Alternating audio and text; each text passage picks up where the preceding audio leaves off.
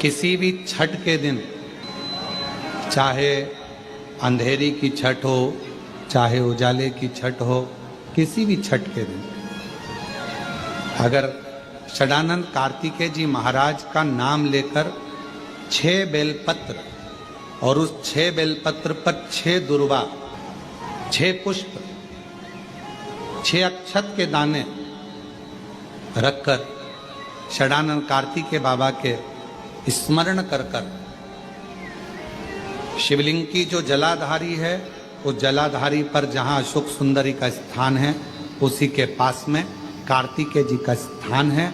किसी भी छठ पर यदि आप बाबा को वो बेलपत्र, वो दुर्वा, वो पुष्प, वो अक्षत का दाना 6 समर्पित करते हैं, किसी भी छठ के दिन, षष्ठी के दिन स्कंद भगवान का नाम लेकर, स्कंदेश्वर बाबा का नाम लेकर, कार्तिकेय बाबा का नाम लेकर यदि समर्पित करते हैं तो जिंदगी में कितना भी कर्जा हो, वो कर्जा 3 महीने के अंदर समाप्त होता ही।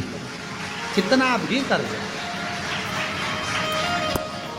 साथ में आपका परिश्रम, साथ में आपकी मेहनत और आपकी दृढ़ता। क्या होता है, लोग सोचते हैं कि हमने शंकर जी को बेलपत्र समर्पित कर दी तो कर्जा चूकेगा, पर साथ में मेहनत भी करना। अगर आप मानते हैं कि पूरी पूरी कथा का, इसमें कई दुनिया के कई लोग हैं, हमारी कथाओं को आधा काटते हैं, आधा भेज देते हैं। गुरुजी ने कहा कि बेलपत्र पर शहद लगाकर चढ़ाओ, पर गुरुजी ने साथ में कहा कि रात दिन एक करो, पढ़ाई पूरी करो, आधी बात काट देते, आधी बात दिखा दे, पर उसका हमको कोई फर्क नहीं पड़ता है।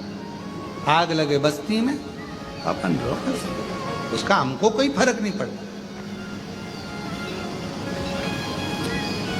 क्योंकि दुनिया का काम है गलत चीजें जनमानस में देना, जिससे बदनामी हो, अब शब्द बोले जाए, ताने दिए जाए, गालियां दी जाए, ये दुनिया की रीति है। बहुत आते हैं दिन भर में, कहीं कोई दबाव देने के लिए आता है, हम तुम्हारी बदनामी करेंगे, हमको 1 करोड़ दो, हम ये छब्बा देंगे, हम वहाँ से आएंगे, हम ऐसा कर जाएंगे, हम वैसा कर जाएंगे। बहुत आते, दिन भर का काम है इनका, रोज का यही काम है, हमें ये करो, हमको वो करो।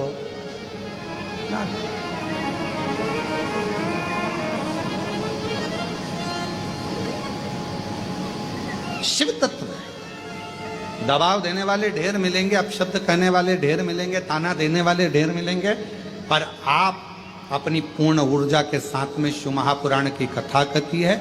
6 बेलपत्र, 6 पुष्प, 6 दुर्वा, 6 चावल के दाने और साथ में अपना परिश्रम पूर्ण करो।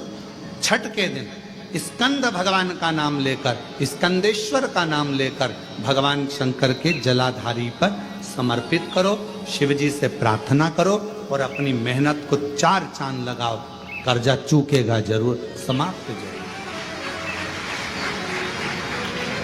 कर्जा का मतलब ये नहीं है कि आप कर्जा करे हो तो मेरे से बन नहीं रहा, मेरे प्राण छूट जाए तो अच्छा, मैं तो मर जाऊं, मैं टेंशन में हूं, मैं डिप्रेशन में हूं, बहुत परेशान हो गया, ऐसा हो गया। ना ना, दुख आता है, जब सुख आया, सुख चले गया तो दुख आएगा, तो दुख भी जाएगा, दुख भी समाप्त होगा, उसमें क्या विचार कर। ऐसा तो नहीं है कि दुख समाप्त नहीं होगा, दुख नहीं जाएगा।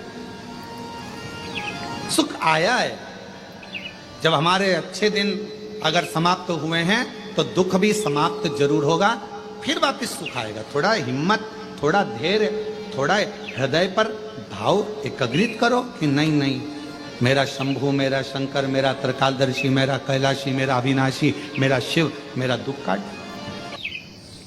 शनिवार के दिन जो पीपल के वृक्ष में सरसों के तेल का दीप लगाता है, उसको शनि कभी परेशान नहीं करता। एक बात हमेशा ध्यान रखिएगा, मान लो अगर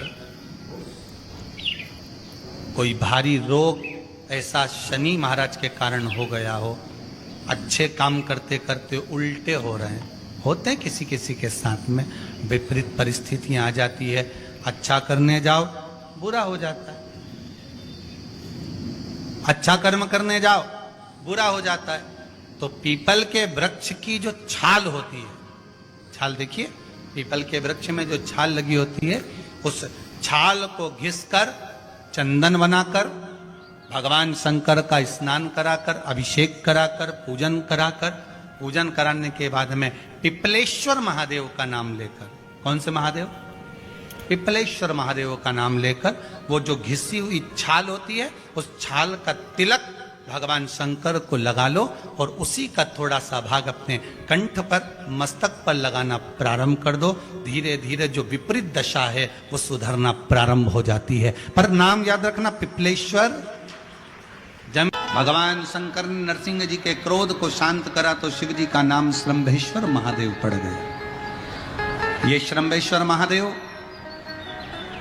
कोई साधारण महादेव का नाम नहीं है।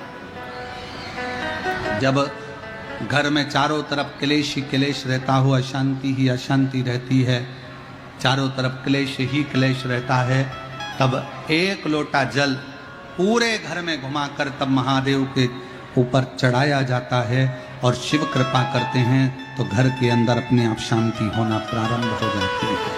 श्रंभेश्वर महादेव। कभी कभी हम नवयुवक बेटा बेटियों से कहेंगे कि युवानी की अवस्था रहती है ना, तो थोड़ा सा गुस्सा आ जाता है, थोड़ा चिड़चिड़ापन आ जाता है, बहुएं भी कुछ बोल जाती हैं, बेटे भी कुछ बोल जाते हैं। जवानी अवस्था है, कई बार युवानी अवस्था में थोड़ा मुख पर क्रोध आ जाता है, कई बार सत्ता में बैठ जाते हैं, कुर्सी पर बैठ जाते हैं, सिंहासन पर बैठ जाते हैं, अच्छे अधिकारी के पद पर बैठ जाते हैं तो गुस्सा बढ़ जाता है, क्योंकि कुर्सी का इफेक्ट आ जाता है, थोड़ा सा अंतर आ जाता है कि हम सत्ताधारी, हम वैभवधारी। तो उस समय पर कभी कभी नवयुवक बच्चे हों, कभी नवयुवक बेटियां हों, कभी कोई आधिकारिक पद पर बैठ गए तो अंदर से थोड़ा चिड़चिड़ापन, क्रोध आ जाता है। कई बार पत्नी भी कह देती, कैसे हो गए हो तुम, क्यों चिड़चिड़ करते हो, शांति रखा करो, थोड़ा अच्छे रहा करो। उस समय पर कुछ ना करा जाए तब एक बेलपत्र, एक चावल का दाना शिव जी को समर्पित कर कर श्रंभेश्वर महादेव के नाम से भगवान शंकर को जल चढ़ाना प्रारंभ कर दो। धीरे धीरे अपने आप स्वभाव में अंतर आना प्रारंभ हो जाता है। स्वभाव ठीक है। और शिव महापुराण में श्रंभेश्वर बाबा का एक कितना सुंदर वर्णन किया गया कि अगर मान लो कोई व्यक्ति नशे में डूबा रहता है, मदिरा का नशा छोड़ ही नहीं रहा, पूरा प्रयास कर लिया और वो दारू छोड़ने को ही तैयार है, 8 साल, 10 साल, 15 साल, 20 साल, 25 साल, 30 साल निकल गए और वो मदिरा छोड़ ही नहीं रहा, बहुत तकलीफ में, नया लड़का है, अभी शादी हुई, बहू बेचारी रोती है, घर के बच्चे रोते हैं, पर वो मदिरा का नशा छोड़े ही ना। तो श्रंभेश्वर महादेव का स्मरण करें।